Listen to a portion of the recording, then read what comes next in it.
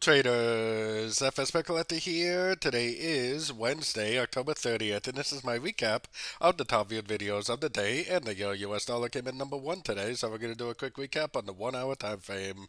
If you didn't see my full top down analysis from this morning on the euro dollar, make sure you check out the video linked at the end of this video over here. But first, don't forget to check out my website, fxpipcollector.com, if you'd like to get access to my swing trade signals, my daily members only live streams on Zoom, and my 34 video trading course all included for only $30 per month. So on the euro dollar 1 hour time frame, this is the structure level that I've been waiting for a break. Now, it is at that structure level, and there is a possibility that this is like a wave 4 on the higher time frames, and if that is true, then we might get one more push down for like a wave 5, and maybe this over here is a wave 3.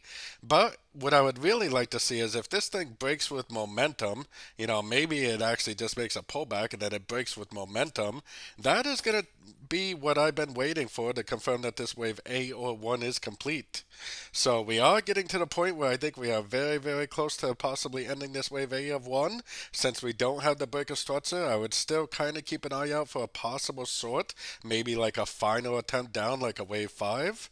But if it does decide to, turn down but then make a three-way pattern and then impulsive up and then break structure with momentum, I think that's the confirmation that we've been waiting for, that the wave A or wave 1 is complete. So don't forget to join my free Discord channel, which is linked over here in the corner, and as always, thank you and happy trading.